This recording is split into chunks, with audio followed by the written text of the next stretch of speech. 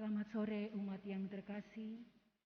Salam sejahtera untuk kita semua dan selamat datang di Gereja Katolik Paroki Santa Teresa dari Kalkuta, Gria Paniki Indah.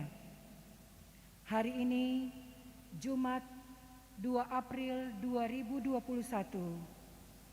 Jumat Agung, peringatan sengsara dan wafat Tuhan Yesus. Mari kita siapkan hati dan pikiran kita untuk mengikuti ibadah Jumat Agung, dan kepada umat sekalian tetap memperhatikan protokol kesehatan dengan 3M, menjaga jarak, mencuci tangan, dan tetap memakai masker.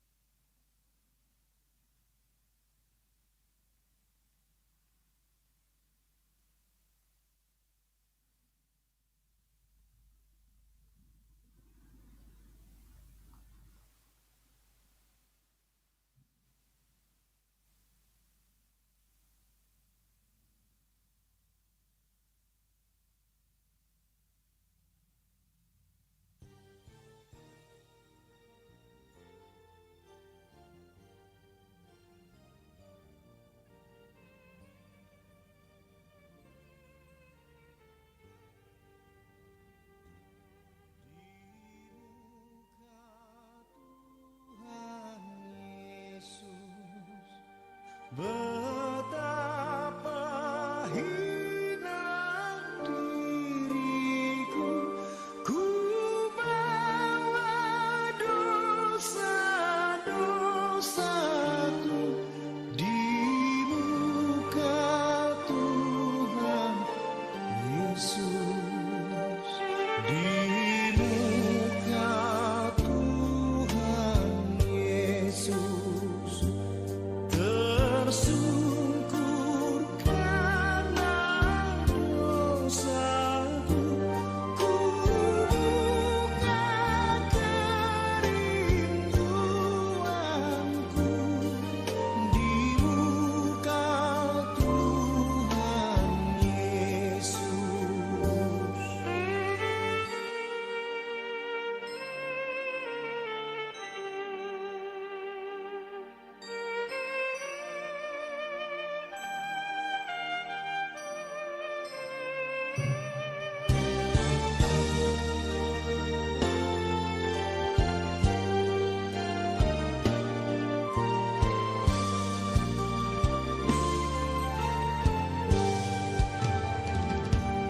Di muka Tuhan Yesus, ku insaf akan salahku.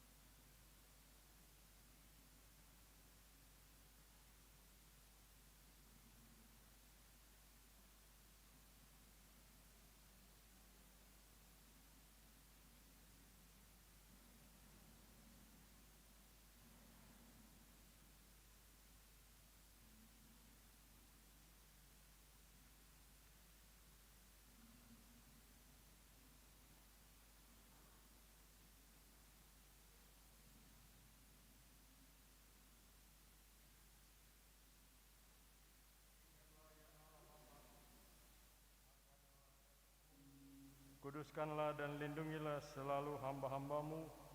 Bagi merekalah Kristus Putramu telah memulai misteri Paskah dengan penumpahan darahnya. Dialah Tuhan yang hidup dan berkuasa sepanjang segala masa. Amin.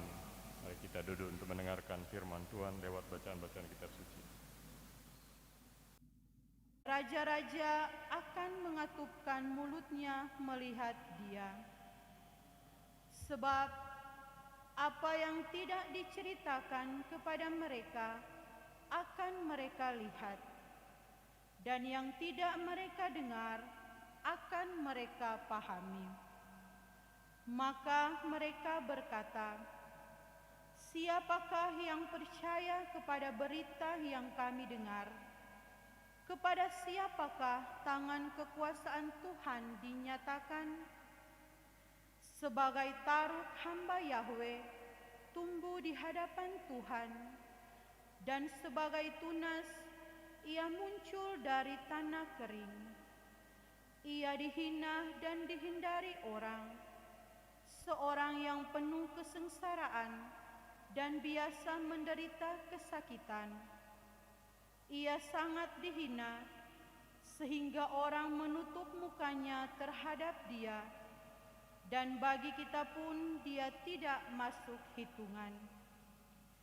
Ia tidak tampan, dan semarak pun tidak ada padanya, sehingga kita tidak tertarik untuk memandang Dia, dan rupanya pun tidak menarik, sehingga kita tidak terangsang untuk menginginkannya.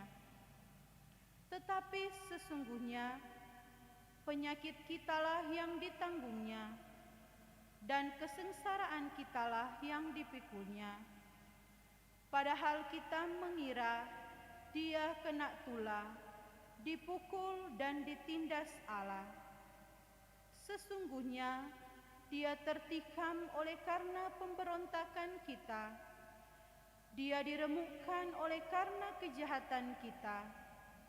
Derita yang mendatangkan keselamatan bagi kita ditimpakan kepadanya, dan oleh bilur-bilurnya kita menjadi sembuh. Kita sekalian sesat seperti domba, masing-masing mengambil jalannya sendiri. Tetapi Tuhan telah menimpakan kepadanya kejahatan kita sekalian. Dia dianiaya, tetapi Dia membiarkan diri ditindas dan tidak membuka mulutnya, seperti anak domba yang dibawa ke pembantaian, seperti induk domba yang peluh di orang-orang yang menggunting bulunya. Ia tidak membuka mulutnya. Sesudah penahanan dan penghukuman ia terambil, dan tentang nasibnya siapakah yang memikirkannya? Sungguh ia terputus dari negeri orang-orang hidup, dan karena pemberontakan umatku ia kena tulah. Orang menempatkan kuburnya di antara orang-orang fasik, dan waktu mati ia ada di antara penjahat-penjahat, sekalipun ia tidak berbuat kekerasan dan tipu tidak ada di dalam mulutnya. Tetapi Tuhan berkehendak meremukkan dia dengan kesakitan, dan apabila ia menyerahkan dirinya sebagai kurban sili, ia akan melihat keturunannya. Umurnya akan lanjut, dan kehendak Tuhan akan terlaksana karena dia. Sesudah kesusahan jiwanya, ia akan melihat terang dan menjadi puas. Sebab Tuhan berfirman, "Hambaku sebagai orang yang benar akan membenarkan banyak orang oleh hikmat-Nya, dan kejahatan mereka Dia pikul. Sebab itu aku akan membagikan kepadanya orang-orang besar sebagai rampasan, dan ia akan memperoleh orang-orang kuat sebagai jarahan.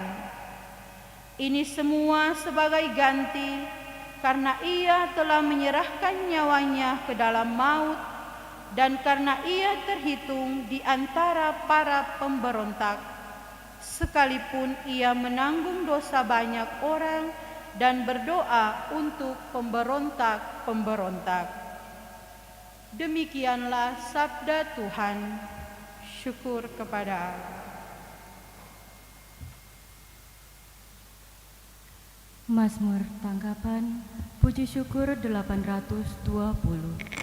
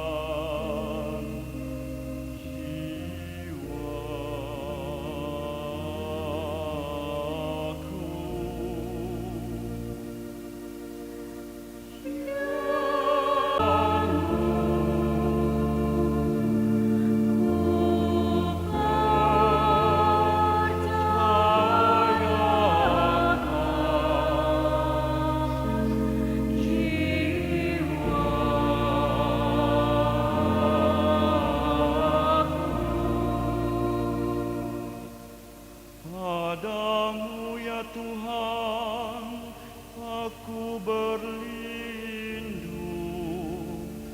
Jangan sekali-kali aku mendapat malu. Luputkanlah aku oleh karena keadilan-Mu. Ke dalam tangan-Mu kuserahkan nyawaku.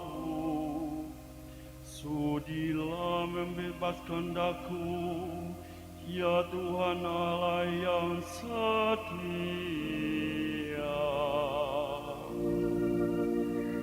Ya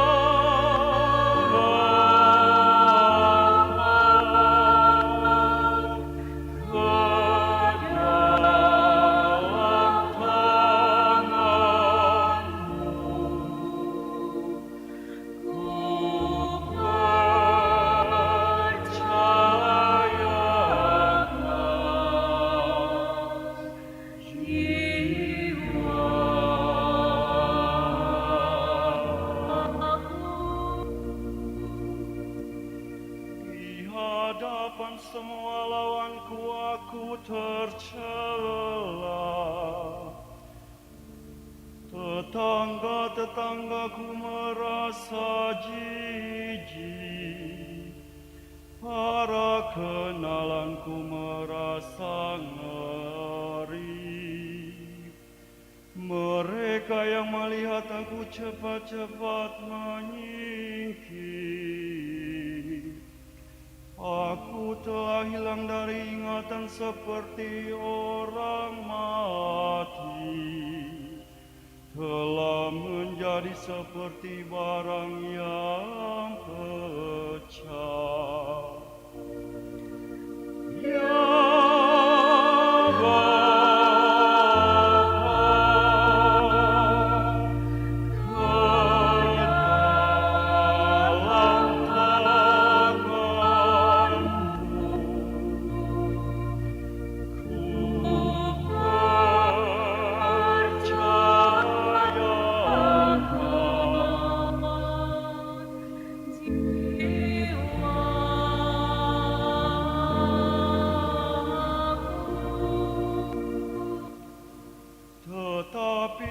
Kepadamu ya Tuhan aku percaya. Aku berkata Engkaulah Allahku. Masa hidupku ada dalam tangan-Mu. Lepaskanlah aku dari tangan musuh-musuhku. Dan bebaskan dari orang-orang yang mengejarku. Ya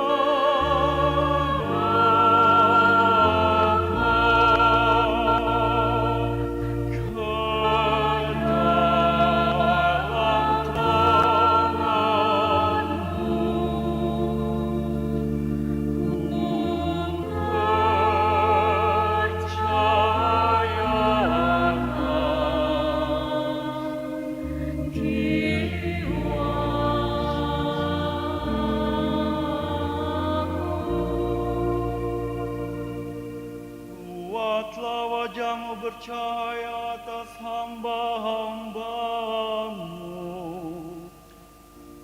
Selamatkanlah aku oleh kasih setiamu. Kuatkanlah dan teguhkanlah hatimu.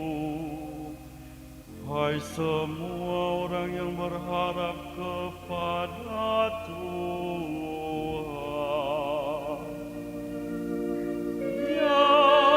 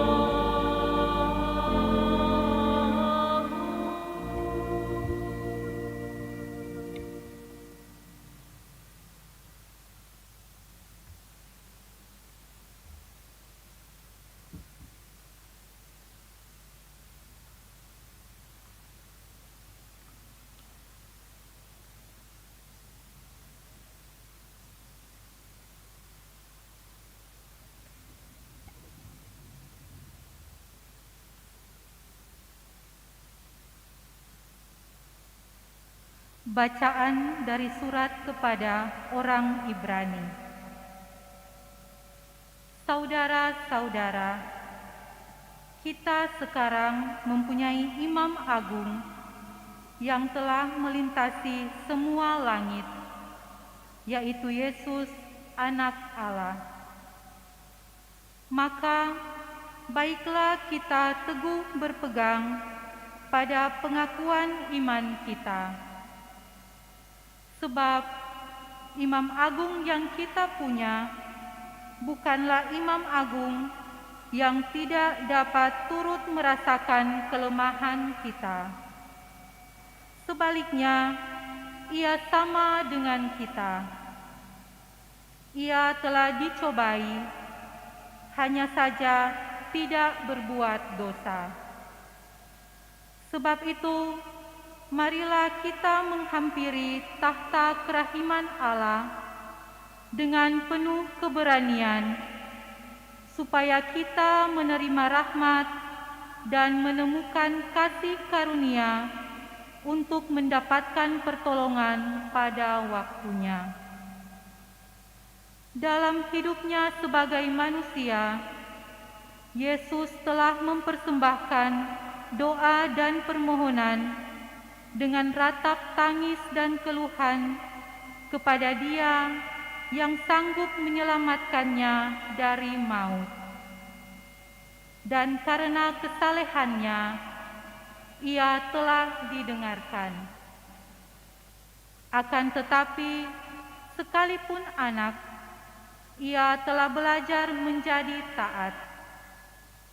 Ini ternyata dari apa yang telah dideritanya. Dan sesudah mencapai kesempurnaan, ia menjadi pokok keselamatan abadi bagi semua orang yang taat kepadanya. Demikianlah sabda Tuhan. Syukur kepada Allah. Bait pengantar Injil, puji syukur 966.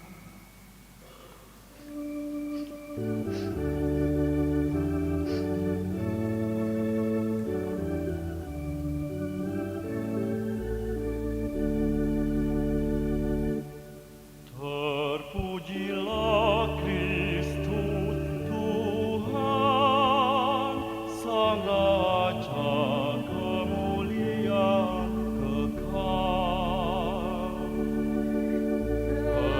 Terpujilah Kristus Tuhan, Sang Raja kemuliaan kekal. Kristus taat untuk kita sampai wafatnya di salib.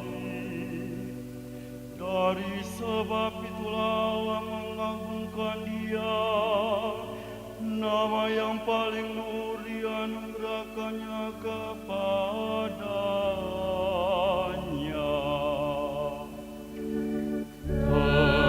Terpujilah Kristus Tuhan, Sang Raja kemuliaan kekal.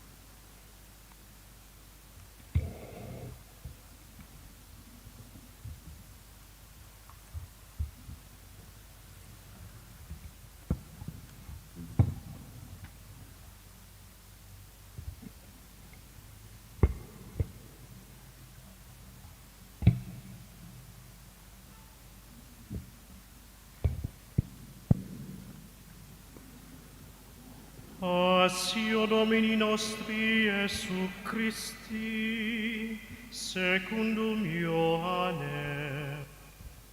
Pada waktu itu, Yesus bersama dengan murid-muridnya pergi menyeberang lembah Kidron. Di situ ada suatu taman dan Yesus ke taman itu bersama dengan murid-murid. Yudas yang mengkhianati Yesus tempat itu, karena Yesus sering berkumpul di situ dengan murid-muridnya.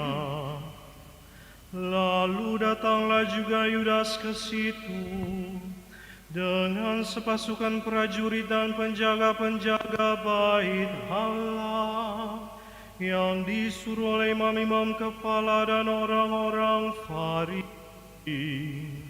Mereka datang tentera, suluk dan senjata. Yesus tahu semua yang akan menimpa dirinya, maka ia maju ke depan dan berkata kepada mereka,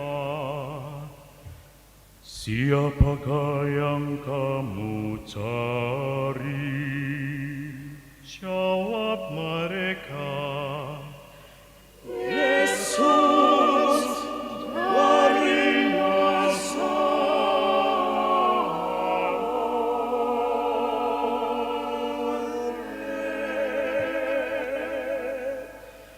kata Yesus kepada mereka, Akulah dia. Yudas yang mengkhianati Yesus berdiri juga di situ bersama mereka.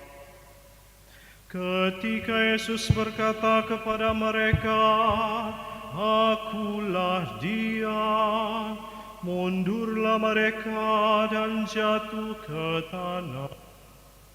Lalu Yesus bertanya, Siapakah yang kamu cari? Jawab,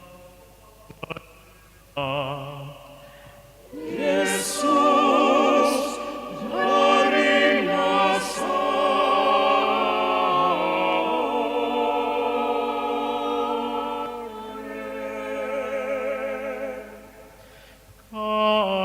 Yesus, Telah kukatakan kepadamu, Akulah dia. Jika aku yang kamu cari, biarkanlah mereka ini pergi. demikian hendaknya supaya digenapilah firman yang telah dikatakannya. Dari mereka yang kau serahkan kepadaku, tidak seorang pun yang aku biarkan binasa. Lalu Simon Petrus yang membawa pedang, menghunus pedang itu, menetakannya kepada hamba imam besar, dan memutuskan telinga kanannya. Nama hamba itu Malkus. Kata Yesus kepada Petrus, Sarungkanlah pedangmu itu. Bukankah aku harus minum piala yang diberikan Bapa kepadaku?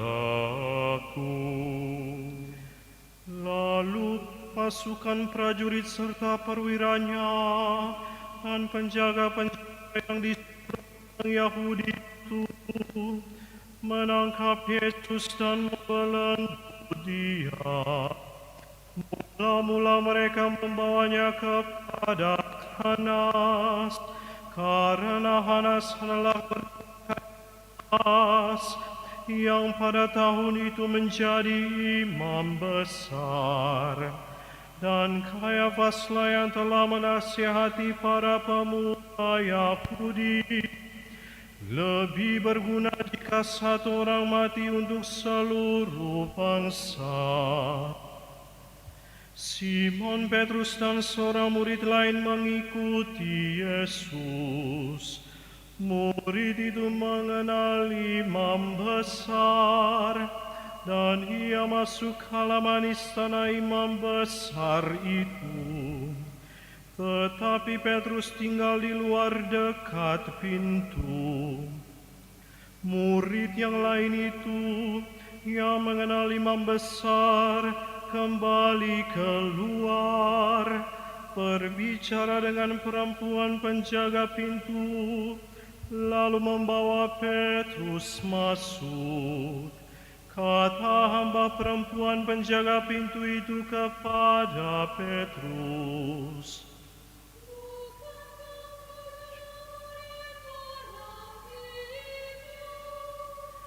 jawab Petrus, bukan. Sementara itu hamba-hamba dan para penjaga bait Allah telah menyalakan api arang, sebab udaranya dingin waktu itu, dan mereka berdiri menghangatkan badan di situ.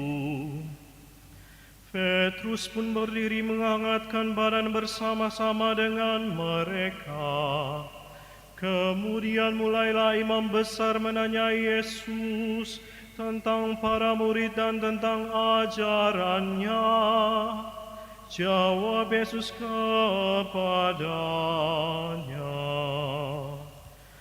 Aku berbicara terus terang kepada dunia. Aku selalu mengajar di rumah-rumah ibadah dan di bait Allah, tempat semua orang Yahudi berkumpul. Aku tidak pernah berbicara sembunyi-sembunyi. Mengapa engkau menanyai aku? Tanyailah mereka yang telah mendengar apa yang aku katakan kepada mereka. Sungguh, mereka tahu apa yang telah aku katakan. Ketika Yesus mengatakan hal itu, seorang penjaga yang berdiri di situ menampar muka Yesus sambil berkata, "Begitukah jawabmu kepada imam besar?" Jawab Yesus kepadanya,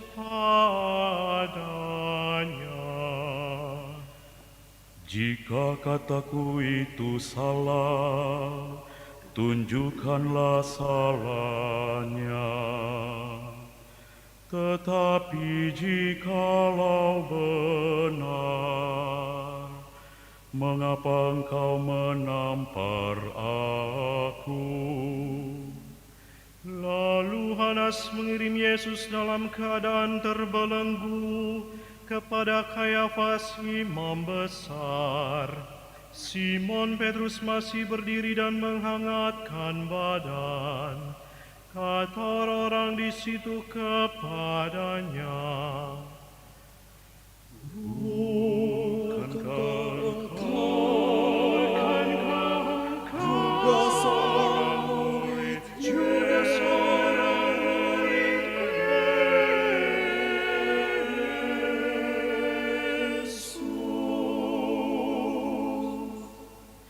Petrus menyangkalnya, katanya, Bukan. kata seorang hamba imam besar, keluarga dari hambanya yang telinganya dipotong Petrus. Bukankah engkau kulihat di taman bersama dengan Yesus?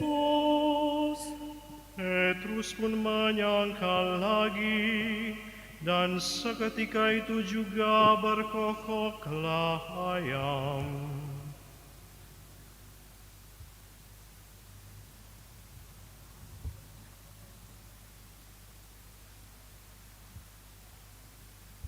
Puji syukur 480 ayat 3 dan 4.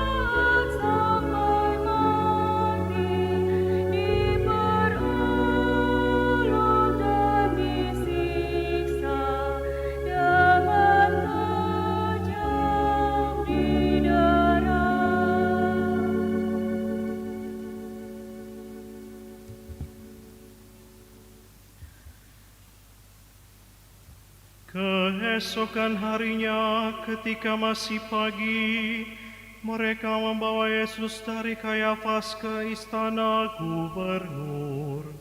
Mereka sendiri tidak masuk ke istana gubernur itu, supaya jangan menajiskan diri, sebab mereka hendak makan Paskah.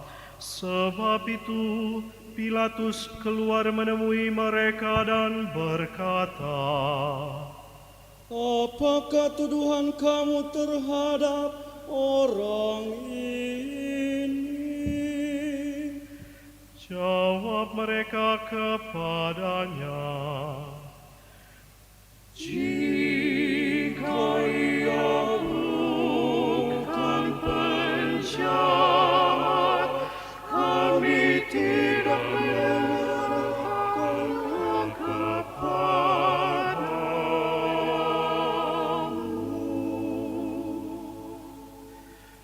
kata Pilatus kepada mereka, Ambillah dia dan hakimilah dia menurut hukummu sendiri.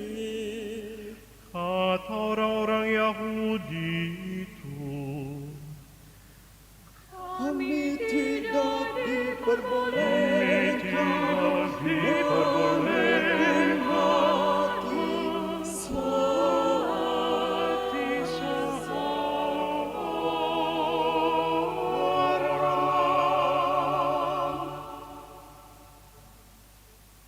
Demikian hendaknya supaya digenapi firman Yesus yang dikatakannya untuk menyatakan bagaimana ia akan mati.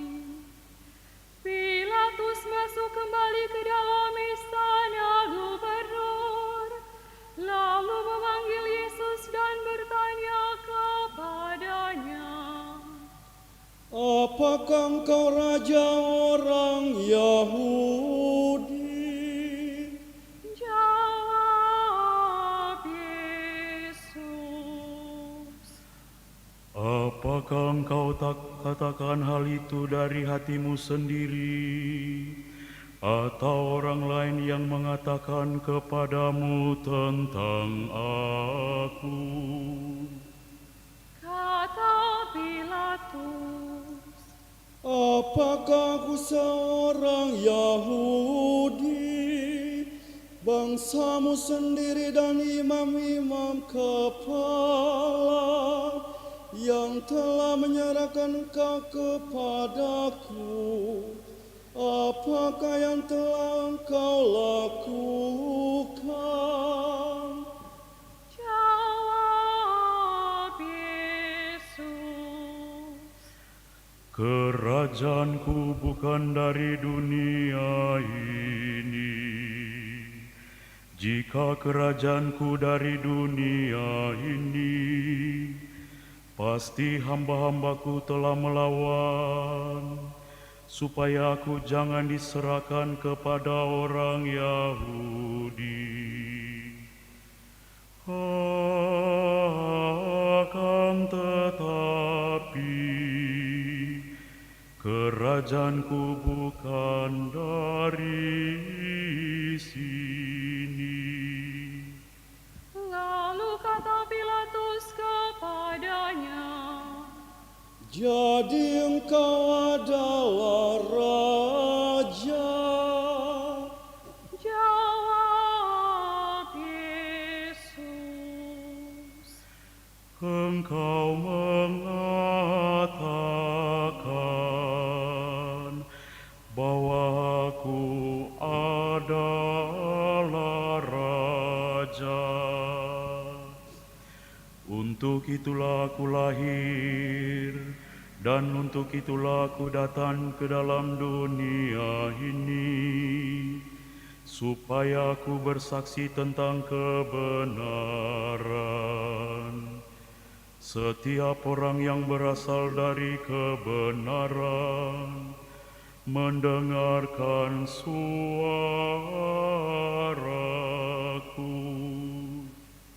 Kata Pilatus kepadanya, Apakah kebenaran itu? sesudah mengatakan demikian, Pilatus keluar lagi menemui orang-orang Yahudi dan berkata kepada mereka, Aku tidak menemukan kesalahan apapun padanya, tetapi pada kamu ada kebiasaan bahwa pada Paskah aku membebaskan seorang bagimu. Maukah kamu supaya aku membebaskan raja orang Yahudi bagimu? mereka berteriak lagi, Jangan orang ini melainkan Barabas, Barabas, Barabas, Barabas.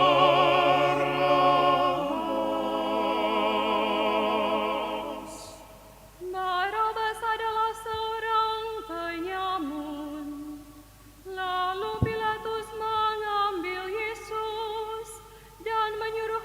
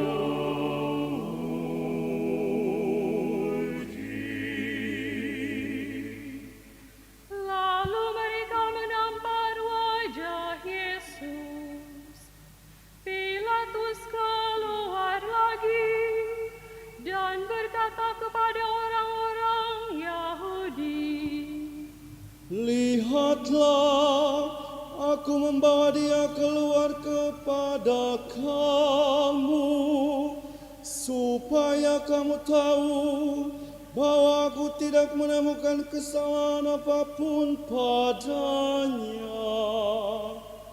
Lalu Yesus keluar, bermahkota duri dan berpakaian ungu. Kata Pilatus kepada mereka, Lihatlah orang ini.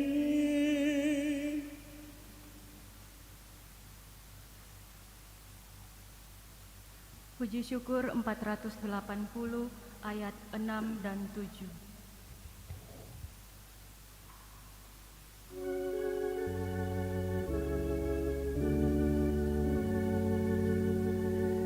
lihat raja yang sengsara dari duri mahkotanya, darahnya ibarat intan dan saliblah tandanya. Hati Yesus yang terluka karena cinta tak terhingga, jadikanlah kami mampu mengikuti cinta-Mu.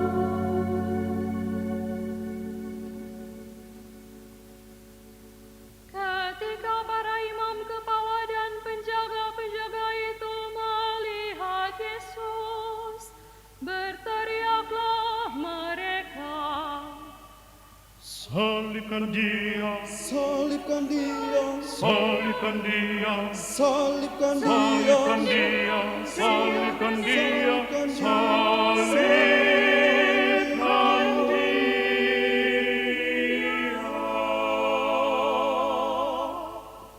kata Pilatus kepada mereka, ambil dia dan salibkan dia, sebab aku tidak menemukan kesalahan apapun padanya.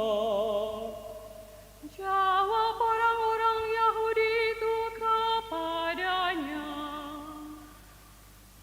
Kami mempunyai hukum, dan menurut hukum itu ia harus mati, sebab ia menganggap dirinya sebagai putra Allah.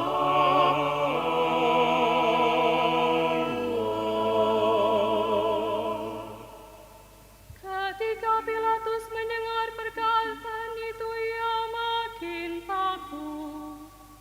Lalu ia masuk lagi ke dalam istana gubernur dan berkata kepada Yesus, Dari mana kau asalmu? tetapi Yesus tidak memberi jawab kepadanya. Maka kata Pilatus, Tidakkah kau bicara dengan aku? Tidakkah kau tahu bahwa aku berkuasa untuk membebaskan engkau dan berkuasa juga untuk menyalibkan engkau? jawab Yesus, Engkau tidak mempunyai kuasa apapun terhadap aku, jika kuasa itu tidak diberikan kepadamu dari atas. Sebab itu, Dia yang menyerahkan aku kepadamu lebih besar dosanya. Sejak itu Pilatus berusaha untuk membebaskan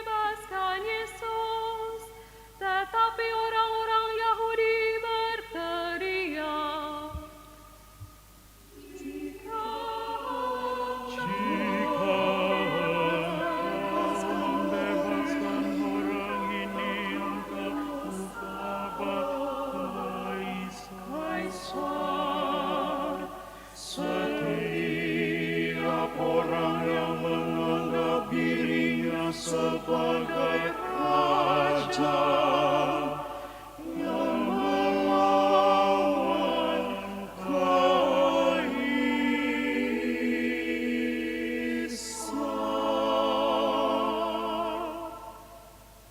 Ketika mendengar perkataan itu, Pilatus menyuruh membawa Yesus keluar. Lalu ia duduk di kursi pengadilan di tempat yang bernama Lithostrotos, dalam bahasa Ibrani Gabata. Hari itu ialah hari persiapan Paskah, kira-kira pukul 12. Kata Pilatus kepada orang-orang Yahudi itu, Lihatlah rajamu. lalu berteriaklah mereka, Henyakan dia, Henyakan dia, salibkan dia, salibkan dia, henyakan dia, salibkan dia, salibkan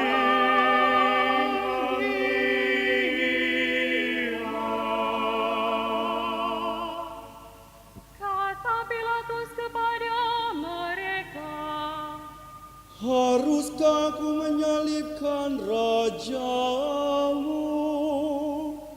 jawab imam-imam kepala, Kami tidak mempunyai raja, kami tidak mempunyai raja selain Kaisar.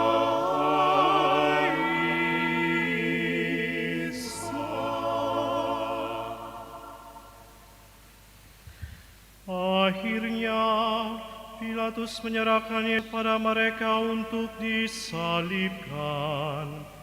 Mereka menerima Yesus.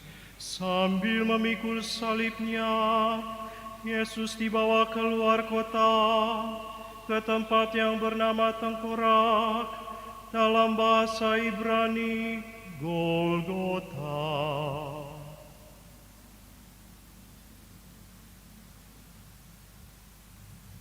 Pada Bakti 387, O Sri Yesus.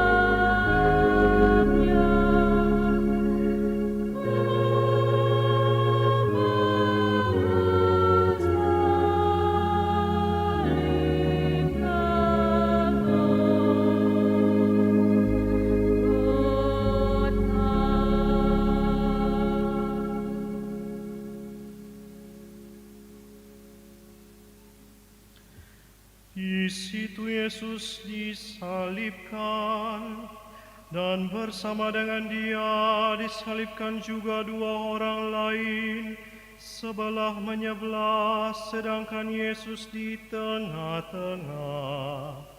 Pilatus menyuruh memasang juga tulisan di atas kayu itu. Bunyinya, Yesus orang Nazaret, Raja orang Yahudi. Banyak orang Yahudi membaca tulisan itu, sebab tempat Yesus disalibkan itu letaknya dekat kota. Dan kata-kata itu tertulis dalam bahasa Ibrani, Latin, dan Yunani. Lalu kata imam-imam kepala orang Yahudi kepada Pilatus,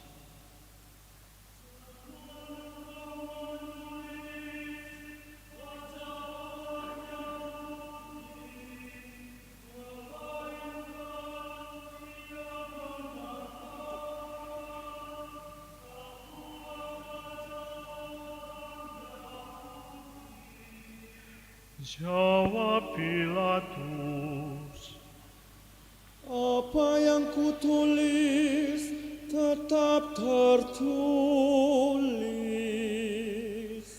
Sesudah prajurit-prajurit itu menyalibkan Yesus, mereka mengambil pakaian Yesus, lalu membaginya menjadi 4 bagian, untuk masing-masing prajurit 1 bagian. Jubah Yesus pun mereka ambil, tetapi jubah itu tidak berjahit. Dari atas ke bawah merupakan 1 tenunan utuh.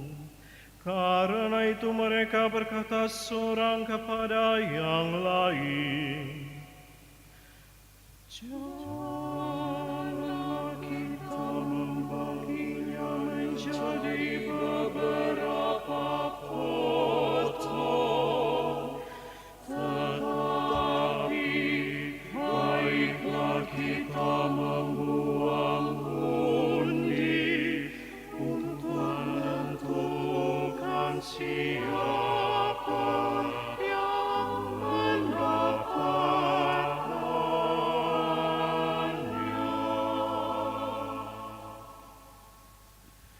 Demikianlah hendaknya supaya digenapi yang ada tertulis dalam kitab suci.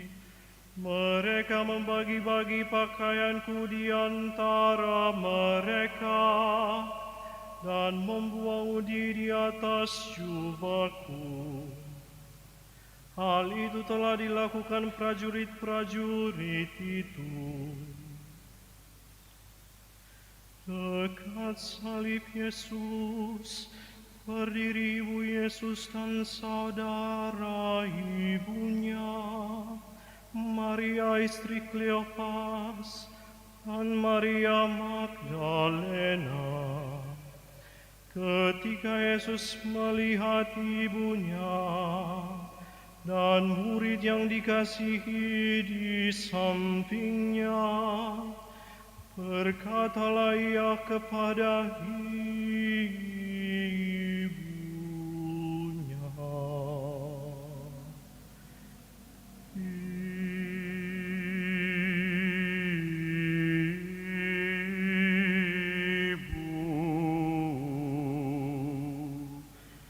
"Inilah anakmu." Kemudian katanya kepada murid itu, "Inilah ibumu." Sejak saat itu, murid itu menerima Maria di dalam rumahnya. Sesudah itu, karena Yesus tahu bahwa segala sesuatu telah selesai, berkatalah ia supaya digenapi yang ada tertulis dalam kitab suci, "Aku haus." Di situ ada suatu bejana penuh anggur asam. Lalu mereka melilitkan bunga karang pada sebatang hisop, mencelupkannya dalam anggur asam itu, lalu mengulurkannya ke mulut Yesus. Sesudah meminum anggur asam itu, berkatalah Yesus, sudah selesai.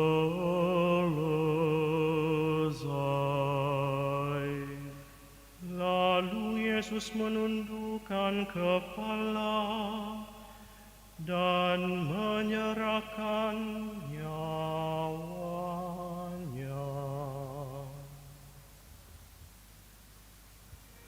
Mari kita berlutut untuk merenungkan wafat terakhir.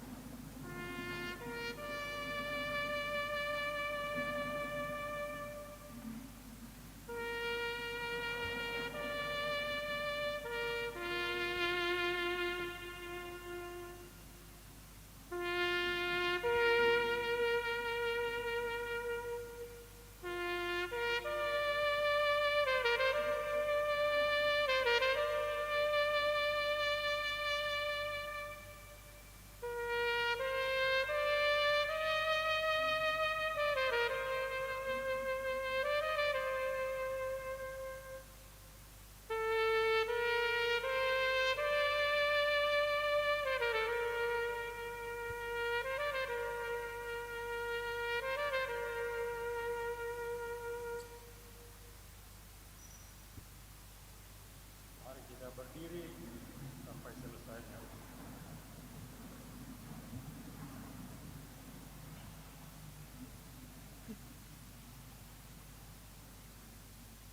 Karena hari itu hari persiapan, dan supaya pada hari Sabat mayat-mayat itu tidak tinggal tergantung pada kayu salib. Sebab Sabat itu hari yang besar, maka datanglah para pemuka Yahudi kepada Pilatus dan meminta kepadanya supaya kaki orang-orang itu dipatahkan dan jenazah-jenazahnya diturunkan. Lalu datanglah prajurit-prajurit dan mematahkan kaki orang yang pertama dan kaki orang yang lain yang disalibkan bersama-sama dengan Yesus. Tetapi ketika mereka sampai kepada Yesus dan melihat bahwa ia telah mati, mereka tidak mematahkan kakinya.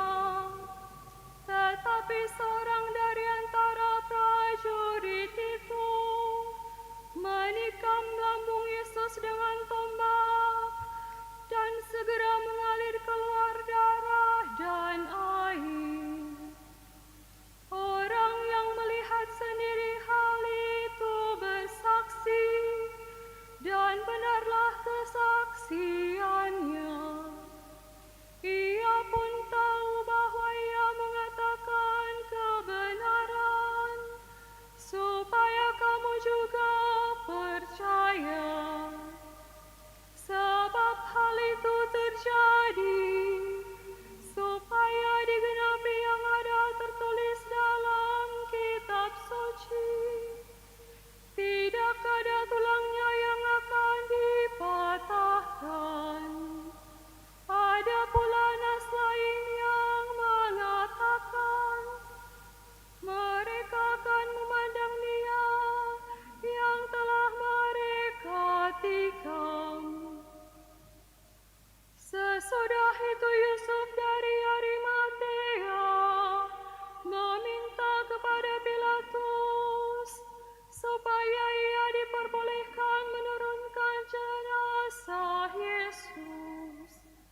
Yusuf menjadi murid Yesus secara sembunyi-sembunyi karena ia takut kepada para pemuka Yahudi. Pilatus mengabulkan permintaan Yusuf. Lalu datanglah Yusuf dan menurunkan jenazah Yesus. Nikodemus juga datang ke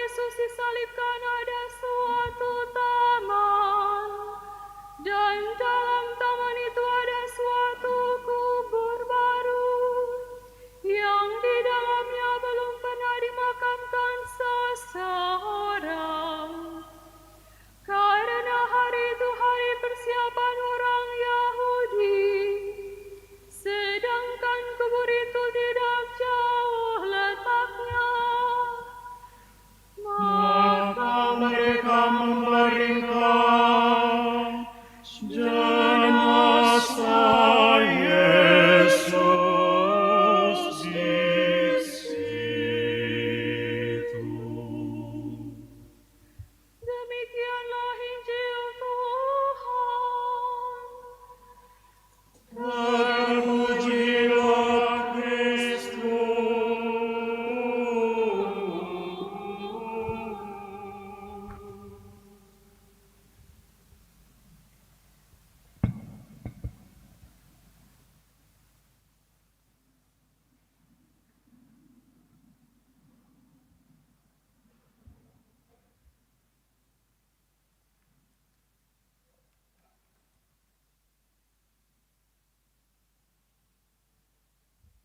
Saudara-saudari sekalian yang saya hormati, kekasih-kekasih dalam Kristus.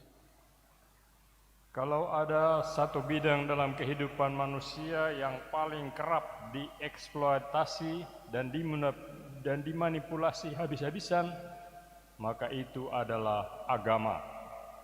Dengan mengejar keuntungan dan kepentingan pribadi atau meraih ambisi dan tujuan politik tertentu, simbol-simbol agama kerap dikedepankan. Emosi keagamaan memang paling mudah dibangkitkan. Dan ketika emosi sudah mengemuka, maka yang ada adalah irasionalitas. Betapa tidak? Tidakkah sangat irasional dua orang atau dua kelompok orang saling hantam atau bunuh atas dasar agama? Bahkan tidak jarang pula atas dasar kitab suci yang sama. Tidak jelas siapa yang sesungguhnya sedang mereka bela, Tuhan atau pemahaman mereka tentang Tuhan. Maka jangan heran kalau agama lantas berwajah ganda, mengajarkan cinta kasih di satu pihak, tetapi menampilkan wajah beringas, penuh kebencian di lain pihak. Agama seakan menjadi alat pembenaran barbarisme dan anarkisme, baik dalam ucapan maupun dalam tindakan. Seperti hari itu, hampir 2000 tahun yang lalu, bayangkan adegan ini, wajah-wajah beringas, penuh kebencian, mencerca dan mencaci si terhukum, sambil berteriak bengis tanpa ampun, salibkan dia, salibkan dia. Tangan teracung, mata jalang menyala. Dari mana munculnya derap kebencian itu, kalau bukan dari sentimen keagamaan? Atas pertanyaannya kepada orang-orang Yahudi, mereka menjawab Yesus, bukan karena suatu perbuatan baik maka kami mau melempari engkau, melainkan karena engkau menghujat Allah. Yohanes pasal 10 ayat 33a. Dan menghujat Allah yang mereka maksudkan adalah tidak seiring dan sejalan dengan pemahaman yang mereka anut. Sampai kini, saudara sekalian, kita memasuki milenium ketiga, perang dan pertikaian atas dasar agama terus saja terjadi, baik yang sembunyi-sembunyi maupun terang-terangan. Di daerah kita juga, di kota kita, meskipun di atas kelihatannya aman-aman saja, tapi di bawah permusuhan jalan terus. Sekadar menyebut beberapa contoh, di India antara Islam dan Hindu dan Kristen, di Irlandia Utara antara Katolik dan Protestan, di Irak antara dua aliran dalam agama yang sama, Syiah dan Sunni, di negara-negara Timur Tengah, dan baru-baru ini dengan ISIS, di mana mereka yang tidak seagama dibantai, atau di negara kita sendiri, khususnya di beberapa tempat. Entah sudah berapa banyak korban yang jatuh dan masih akan terus jatuh. Sejak dulu, pertikaian dan peperangan karena agama selalu menjadi pertikaian dan peperangan yang paling bengis dan berdarah. Bisa jadi karena masing-masing bertindak atas nama Allah dan iming-iming mati syahid masuk surga. Saudara sekalian, kapan agama-agama di bumi ini bertobat dan kembali ke misi awal menjadi alat bagi terwujudnya damai sejahtera dan kasih ilahi di antara sesama manusia.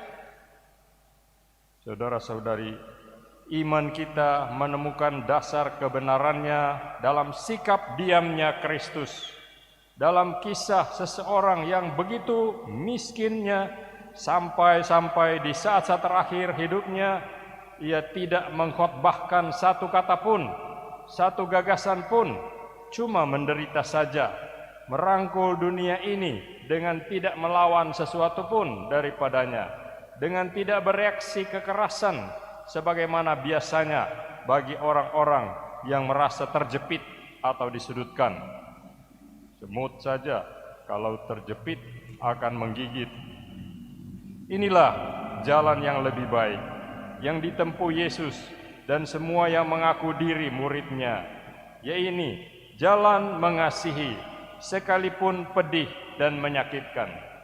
Jalan yang tidak mau membalas kejahatan dengan kejahatan, tetapi ia juga tidak mau menerima dengan pasrah kejahatan yang diterimanya. Ia melawan, namun tidak dengan jalan kekerasan. Ia penuh damai, namun tidak berarti kemudian menyerah dan menerima nasib. Sikap diam Kristus, walau dihina, dicela, difitnah, dianiaya, dan dibunuh, bukanlah sikap menyerah kepada nasib, melainkan sikap melawan tanpa kekerasan. Ketika ditampar oleh pembantu Imam Agung, hamba Imam Agung, sebenarnya Yesus bisa membalas tamparannya dengan kekerasan, tamparan pula, cuma hambale, tetapi ia tetap mengasihi manusia. Jikalau kataku itu salah, tunjukkanlah salahnya, tetapi jikalau benar, mengapa engkau menampar aku? Saudara sekalian, kita hendak menutup masa Prapaskah, kiranya masa ini dengan renungan-renungan jalan salib, dengan jalan salib yang kita buat tadi pagi, khususnya perayaan Jumat Agung ini, menyegarkan kita kembali bagaimana supaya melalui perkataan dan perbuatan kita menampilkan wajah bersahabat penuh kasih dari Kristus junjungan kita. Amin. Marilah kita mendoakan doa-doa umat. Kita semua bangkit berdiri.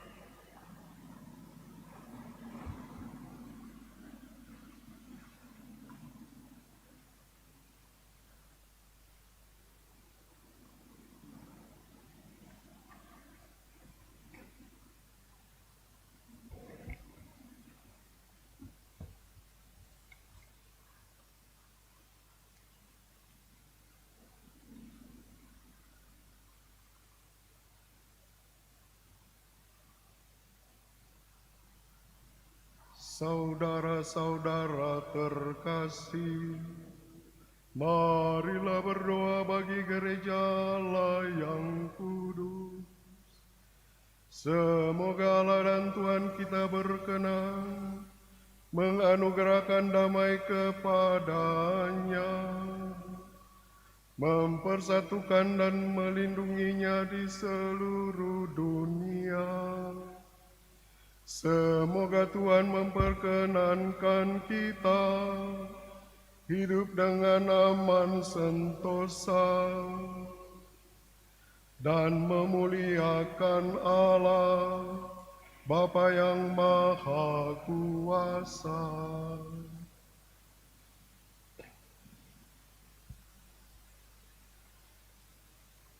Allah yang kekal dan kuasa, Engkau telah memaklumkan kemuliaan-Mu kepada segala bangsa dengan pengantaraan Kristus. Lanjutkanlah karya belas kasih-Mu, agar gereja-Mu meluas ke seluruh dunia dan bertekun mengimani nama-Mu dengan mantap. Demi Kristus Tuhan dan pengantara kami. Amin.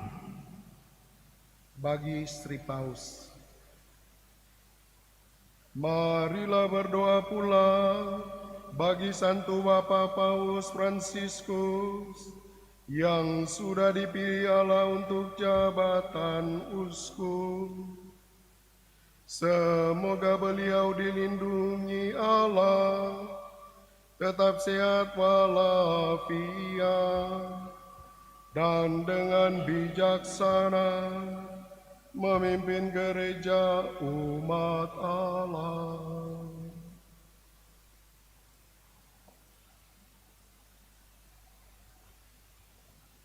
Allah Bapa yang kekal dan kuasa, segala sesuatu yang ada berdasarkan keputusan-Mu.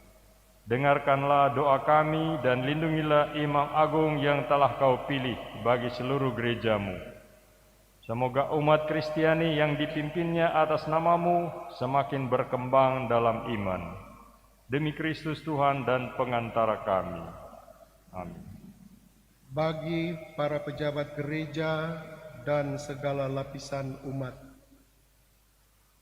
marilah berdoa pula bagi uskup kita, Monsinyur Benediktus,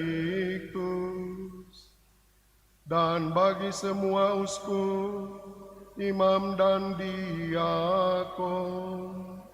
serta sekalian pejabat gereja, dan segenap umat beriman.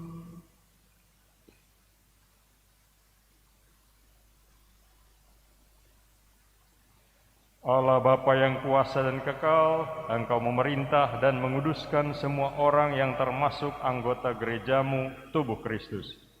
Dengarkanlah kiranya doa kami bagi semua anggota. Semoga masing-masing sesuai rahmat yang Kau anugerahkan kepadanya, mengabdi Engkau dengan patuh, setia, dan penuh iman. Demi Kristus Tuhan dan pengantara kami. Amin.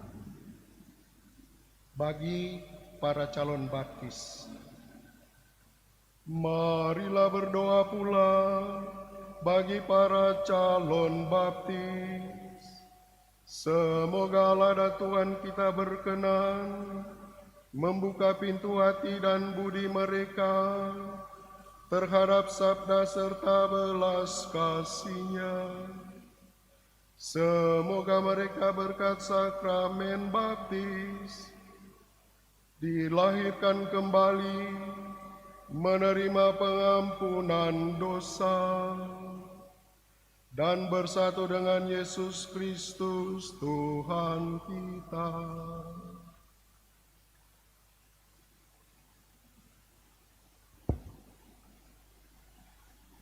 Allah Bapa yang kekal dan kuasa, Engkau senantiasa memberkati gereja-Mu dengan penambahan anggota-anggota baru. Sudilah memperdalam iman dan pengetahuan para calon baptis, agar layak dilahirkan kembali dari air pembaptisan, serta diterima sebagai putra-putrimu dalam keluarga-Mu. Demi Kristus Tuhan dan pengantara kami. Bagi kesatuan umat Kristen, marilah berdoa pula bagi semua saudara yang mengimani Kristus. Tuhan kita berkenan mengampuni mereka yang dengan setia dan jujur berpegang teguh pada kebenaran dalam gereja-Nya.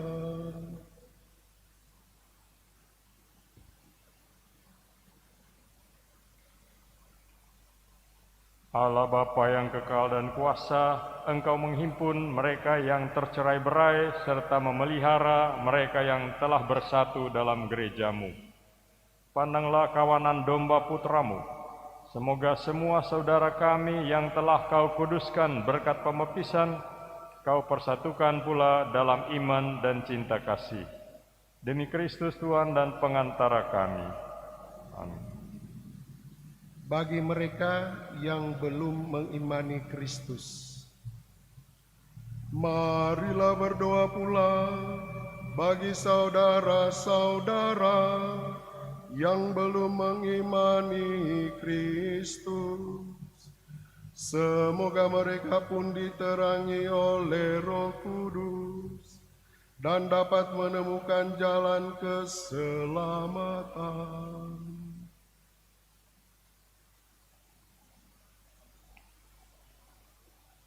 Allah Bapa yang kekal dan kuasa, bantulah saudara-saudari yang belum mengemani Kristus, agar dengan hidup jujur di hadapan-Mu dapat menemukan kebenaran.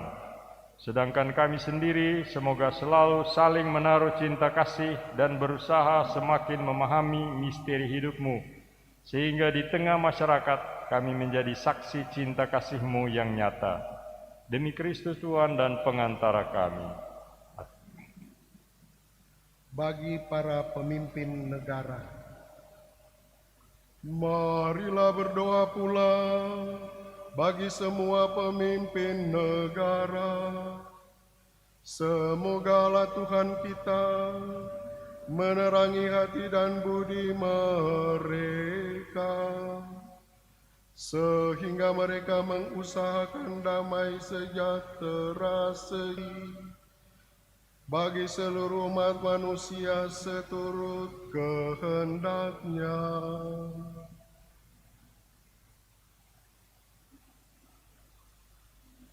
Bapa yang kekal dan kuasa, nasib segala bangsa berada di tangan-Mu. Dampingilah para pemimpin negara, semoga berkat bimbingan dan perlindungan-Mu terjaminlah damai sejahtera para bangsa dan kebebasan beragama senantiasa dijunjung tinggi di mana-mana. Demi Kristus Tuhan dan pengantara kami. Amin. Untuk para korban di masa pandemi, marilah kita berdoa pula untuk semua orang yang menderita akibat pandemi saat ini. Semoga Allah Bapa memberikan kesehatan kepada yang sakit, kekuatan bagi yang merawat mereka, kenyamanan bagi keluarga, dan keselamatan bagi semua orang korban yang sudah meninggal.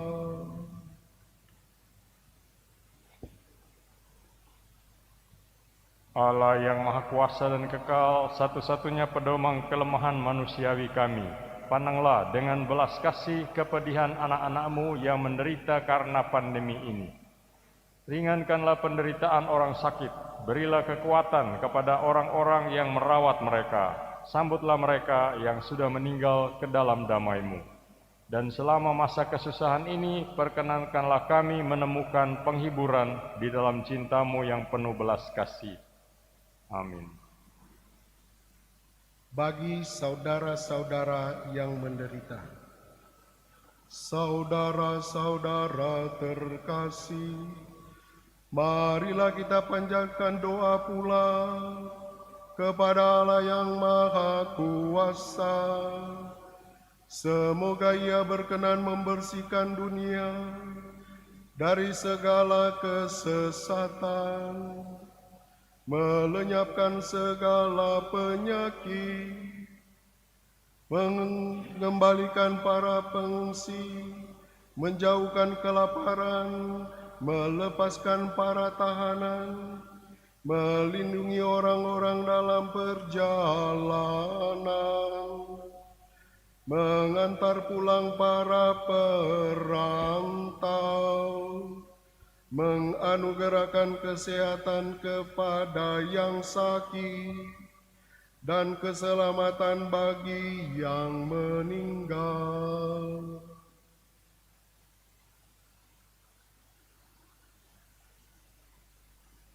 Allah Bapa yang kekal dan kuasa, sumber penghiburan mereka yang berduka, serta kekuatan para penderita, dengarkanlah semua orang yang berseru kepadamu, karena tertimpa kemalangan dan sengsara.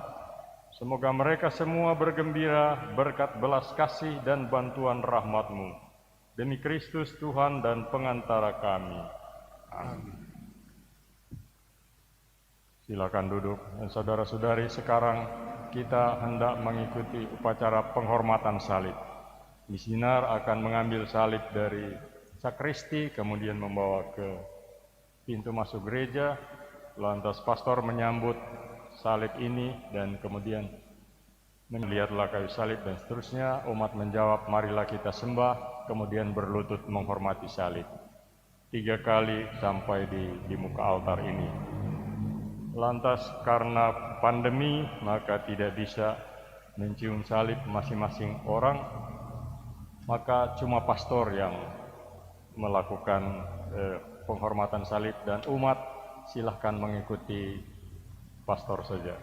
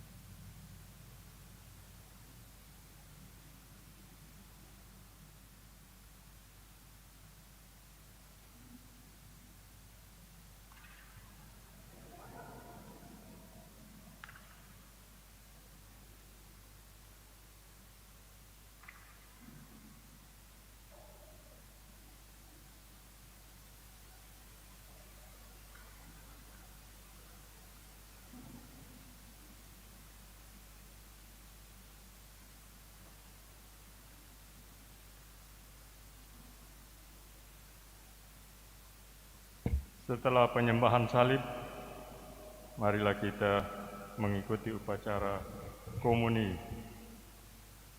Misinar akan mengambil kasula dan mengantar pastor dengan lilin untuk mengambil hosti di altar samping. Bagi mereka yang ingin menyambut komuni, diharapkan untuk tampil ke depan.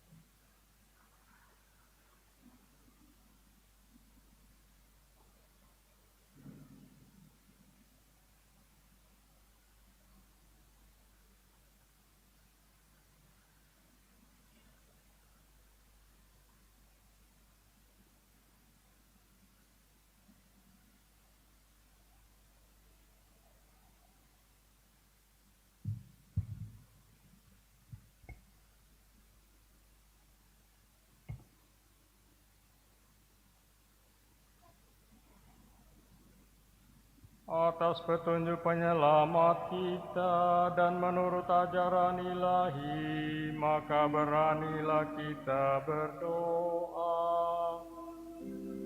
Bapa kami yang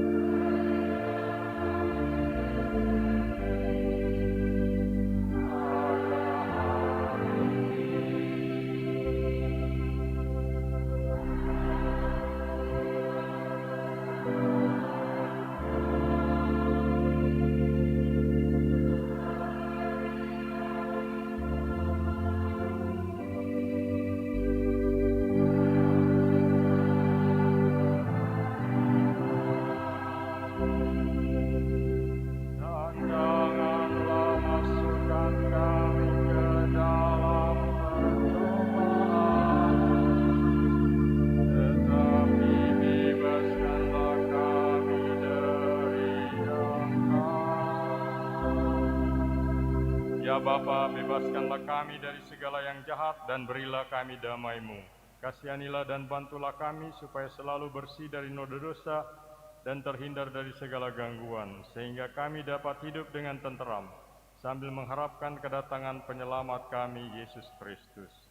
Sebab Engkaulah Raja yang mulia dan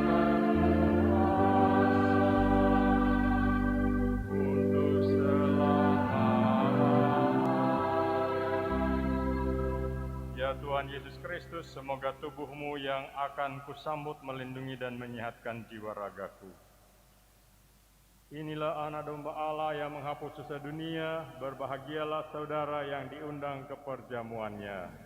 Ya Tuhan, saya tidak pantas Tuhan datang pada saya, tapi bersabdalah saja, maka saya akan sembuh.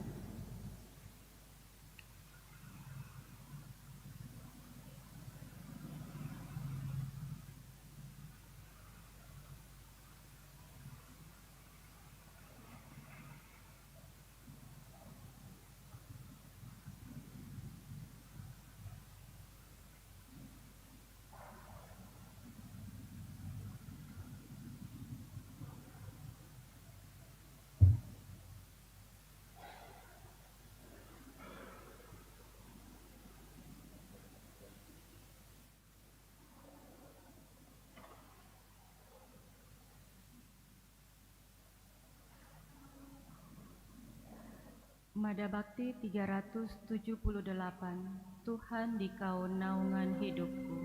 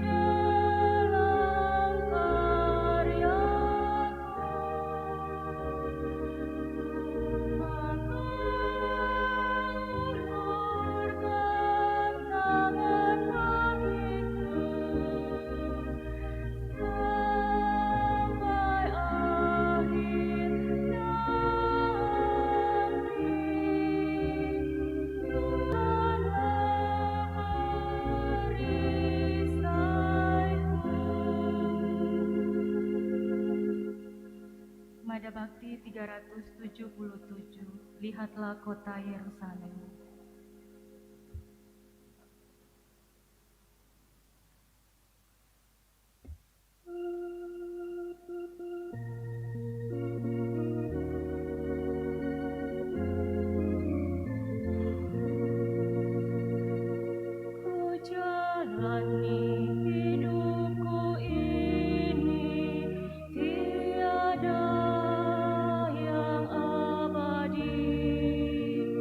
Semua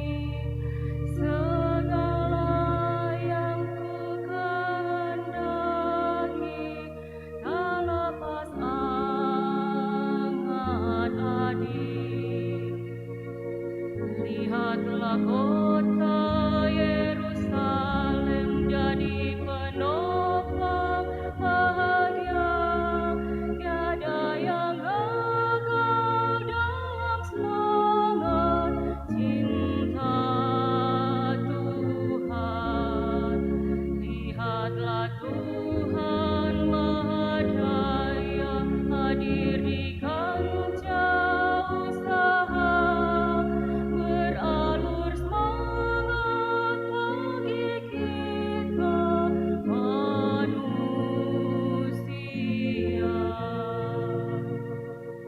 Ku pandangi neraca ini, yang miskin dan yang kaya, semua keluh kesah diri, tak lain iri hati. Ku ulangi neraka ini, yang kalah dan yang menang, segala yang ku hadapi, tak lain hanya mati. Lihatlah kota yang jadi pembawa bahagia, kita kan hidup di timbangan cinta Tuhan.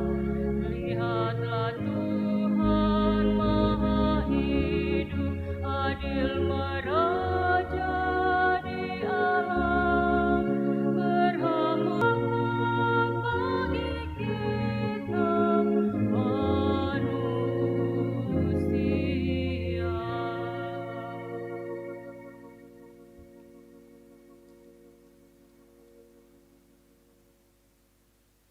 Mada Bakti 368, hanya debulah aku.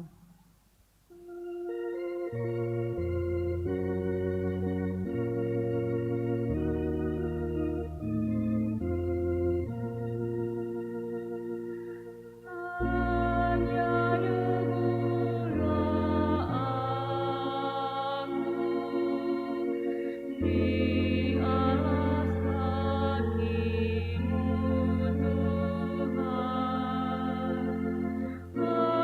Hauskan pikiran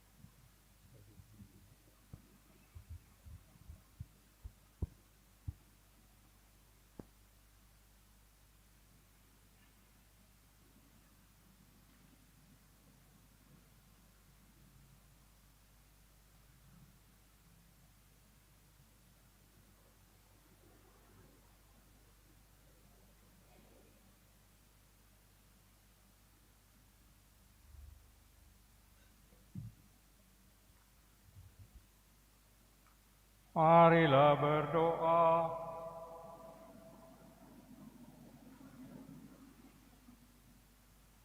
Allah yang kekal dan kuasa, Engkau telah memulihkan kebahagiaan kami berkat wafat dan kebangkitan Putra-Mu.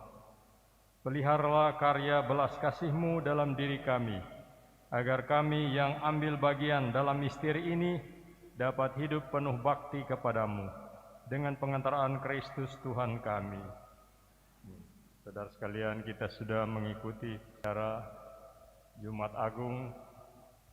Warna liturgi adalah warna merah, itu karena Gereja Katolik pakai simbol-simbol. Merah adalah lambang dari cinta kasih dan kemartiran. Nah, karena Kristus mati sebagai martir karena cinta kasih-Nya kepada kita, maka warna liturgi pakai warna merah. Kita juga sudah mengikuti penghormatan salib, salib yang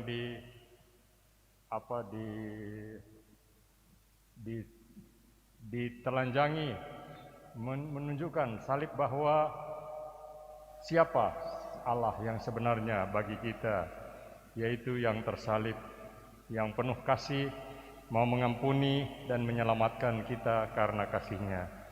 Marilah kita tunduk kepala untuk menerima berkat Tuhan. Kami mohon ya Tuhan, semoga turunlah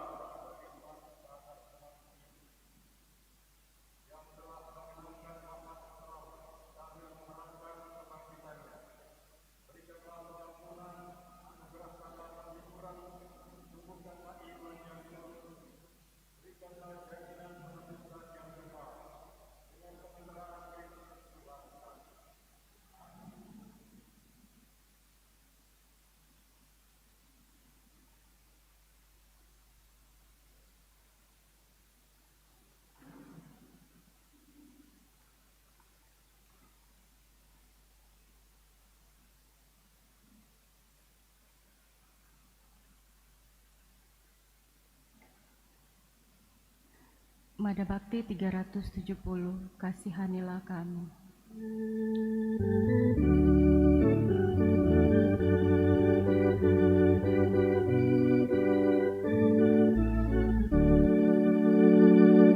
Kasihanilah kami ya Tuhan,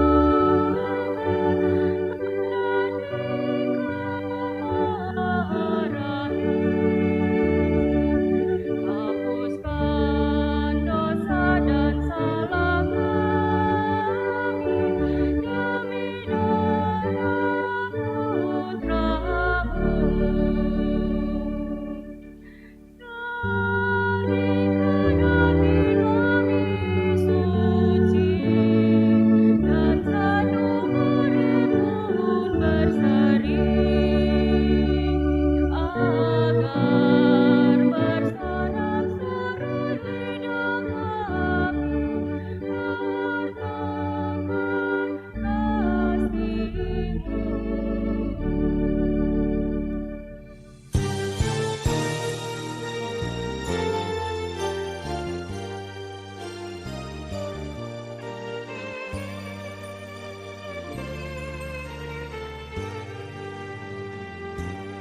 Di muka Tuhan Yesus, betapa hina diriku, ku bawa dosa-dosaku di muka Tuhan Yesus, di muka Tuhan Yesus tersungkur.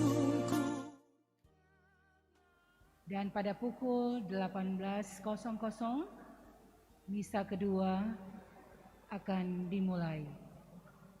Terima kasih. Harap kita tetap menjaga protokol kesehatan dengan meninggalkan tempat ini dalam keadaan tertib, tenang, dan selalu